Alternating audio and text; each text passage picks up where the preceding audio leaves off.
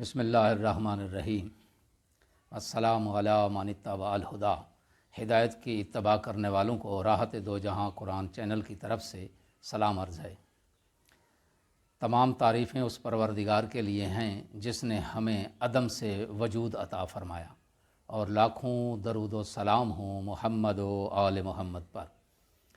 صاحبان ایمان، سامعین کرام، ہمارے آج کے سبق کا موضوع ہے سورہ بقرہ کی آیت نمبر 67 سے 71 تک۔ تو ابتدا کرتے ہیں خداوند عالم کے پاک نام سے، بسم اللہ الرحمن الرحیم۔ وَإِذْ قَالَ مُوسَىٰ لِقَوْمِهِ إِنَّ اللَّهَ يَأْمُرُكُمْ أَن تَذْبَحُوا بَقَرَةً قَالُوا أَتَتَّخِذُونَ هُزُوًا قَالَ أَعُوذُ بِاللَّهِ أَنْ أَكُونَ مِنَ الْجَاهِلِينَ۔ اور یاد کرو جب موسیٰ نے اپنی قوم سے کہا خدا تمہیں ایک گائے ذبح کرنے کا حکم دیتا ہے، وہ بولے کیا آپ ہمارا مذاق اڑا رہے ہیں؟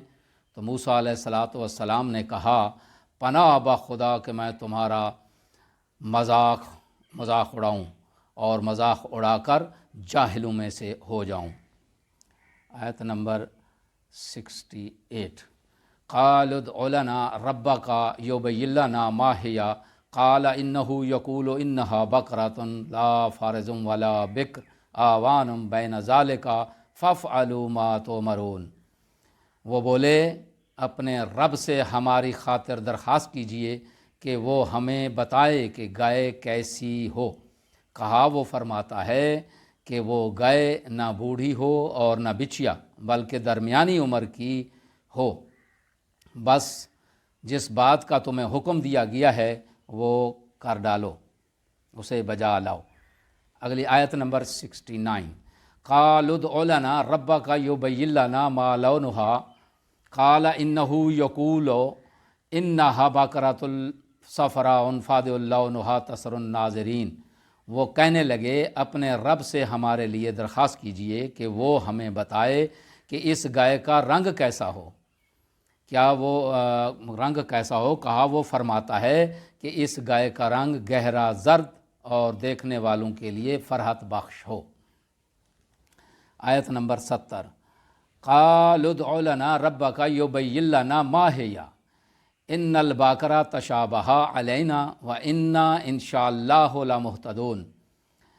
انہوں نے کہا کہ اپنے رب سے پھر درخواست کیجئے کہ وہ ہمیں بتائے کہ وہ گائے کیسی ہو۔ گائے ہم پر مشتبہ ہو گئی ہے، اور اگر خدا نے چاہا تو ہم اسے ضرور ڈھونڈ لیں گے۔ آیت نمبر 71۔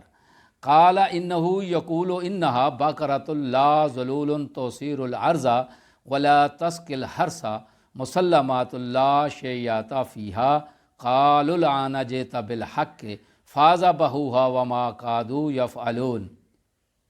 موسیٰ علیہ السلام نے کہا اللہ فرماتا ہے کہ وہ گائے ایسی سدھائی ہوئی نہ ہو جو ہل چلائے اور کھیتی کو پانی دے، بلکہ وہ سالم ہو اور اس پر کسی قسم کا دھبا نہ ہو۔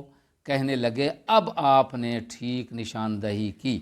پھر انہوں نے گائے کو ذبح کر دیا، حالانکہ وہ ایسا کرنے والے نہیں لگتے تھے۔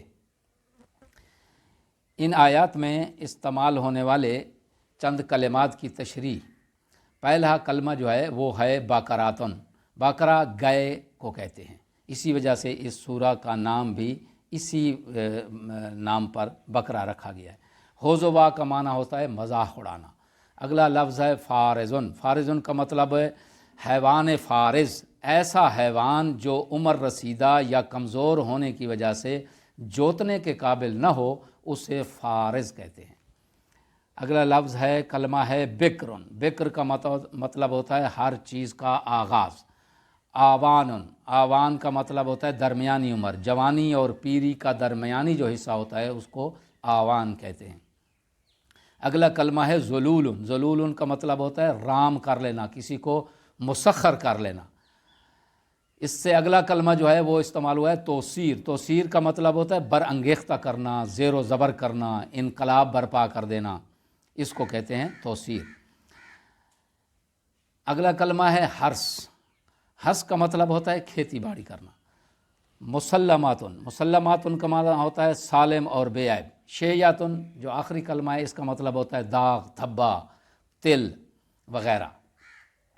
ان آیات کی تفسیر کچھ یوں ہے کہ یہاں سے سورہ بقرہ یعنی گائے کا قصہ شروع ہوتا ہے، جس کے ذکر کی وجہ سے اس سورہ کا نام سورہ بقرہ پڑ گیا۔ قصہ یہ ہے کہ بنی اسرائیل کا ایک شخص قتل ہو گیا اور قتل کا سراغ نہیں مل رہا تھا، چنانچہ حضرت موسیٰ علیہ السلام نے اپنی قوم کو حکم دیا کہ وہ ایک گائے کو ذبح کریں اور اس کا ایک حصہ مقتول کی لاش پر ماریں تاکہ وہ زندہ ہو جائے اور قاتل کی نشاندہی کر دے۔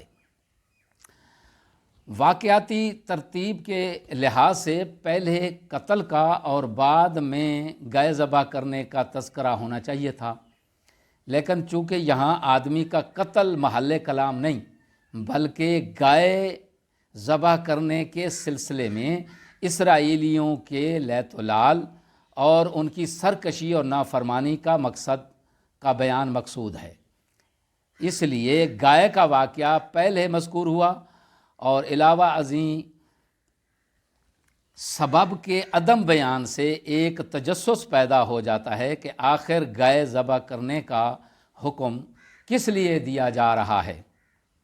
قالوا اتتخذونا ہزوا، یعنی یہ جو آیت ہے اس کا احکام دین کی تبلیغ کے سلسلے میں یہ ہے کہ انبیاء علیہ السلام سے مذاق، استہزاء اور تمسخر ہوتا رہا ہے، اور یہ کوئی نئی بات نہیں ہے۔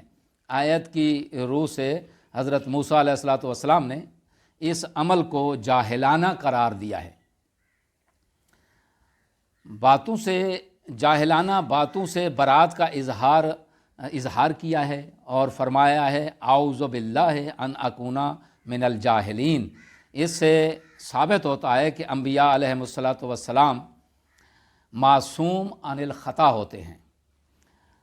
آگے جو یہ ذکر ہوا ہے کہ فاضا بہوہا، بنی اسرائیل کو ایک گائے ذبح کرنے کا حکم دیا گیا تھا۔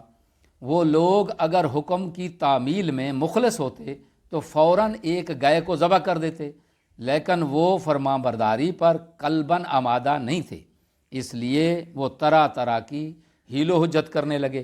اس حکم سے پہلی تہی کی خاطر انہوں نے طرح طرح کے سوالات کیے۔ جب ان کے ہر بہانے کا جواب دیا گیا تو انہوں نے یہ کہنا شروع کر دیا کہ ان البقرہ تشابہ، کہ گائے ہم پر مشتبہ ہو گئی ہے، اور جب اس کا جواب بھی تفصیل سے ملا اور کسی قسم کے اشتباہ اور ہیلے بہانے کی گنجائش نہ رہی تو مجبوراً گائے ذبح کرنی ہی پڑی، حالانکہ وہ ایسا کرنے والے نہیں تھے۔ ان آیات میں جو اہم نکات بیان ہوئے ہیں وہ صرف دو ہی ہیں۔ پہلا نقطہ یہ ہے کہ تعمیل حکم میں بہانہ جوئی کی وجہ سے جرم سنگین ہو جاتا ہے، اور دوسرا اس میں جو کلمہ بیان ہوا ہے وہ ہے کہ تبلیغ انبیاء علیہ السلام میں مذاق اور استہزاء کی کوئی گنجائش نہیں ہوتی، معصوم ایسا نہیں کرتے۔ وآخر الدعوانا ان الحمد للہ رب العالمین۔